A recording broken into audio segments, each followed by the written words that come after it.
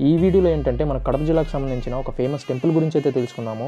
ఈ సౌమ్యనాథ స్వామి అనేసి కొలువై ఉన్నారు నందలూరు గ్రామంలో. ఈ టెంపుల్ అయితే 11వ శతాబ్దం నాటికి చెందిన చోళరాజులచే నిర్మించబడింది. ఈ టెంపుల్ ప్రత్యేకతలు ఏంటంటే భక్తుల ప్రగాఢ నమ్మకం ఏంటంటే అక్కడికి వెళ్ళి ఏదైనా కోరిక కోరుకొని 108 టైమ్స్ ప్రదక్షిణలు చేస్తే దేవుడికి చుట్టూ ఆ కోరిక అయితే నెరవేరుతుందనేసి ఆ ప్రగాఢ నమ్మకం భక్తులకైతే.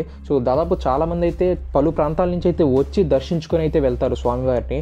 ఇప్పుడైతే జూలై 4వ తేదీ నుంచి జూలై 14వ తేదీ వరకు అయితే స్వామివారి బ్రహ్మోత్సవాలు అయితే జరుగుతున్నాయి. ప్రతిరోజు దేవుడిని అయితే తీసుకొని స్వామివారిని మాడా వీధుల్లో దేవుడిని అయితే ఊరేగింపు చేస్తారు.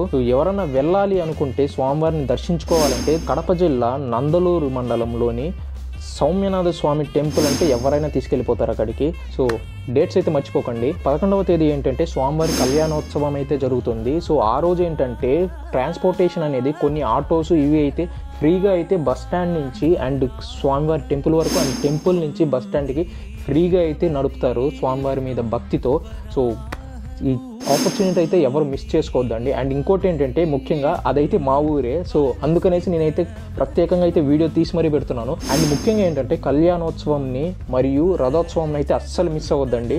చాలా చాలా చాలా బాగా అయితే జరుగుతుంది. ఖచ్చితంగా అయితే వెళ్ళండి, మిస్ అవ్వకండి. దేవుడిని అయితే మనస్ఫూర్తిగా అయితే దేవుడిని అయితే ప్రార్థించి వచ్చేయండి. అది ఈ వీడియోతో ముందు అయితే మరిన్ని వీడియోస్తో మీ ముందుకు వస్తాను. అంతవరకు బాబాయ్.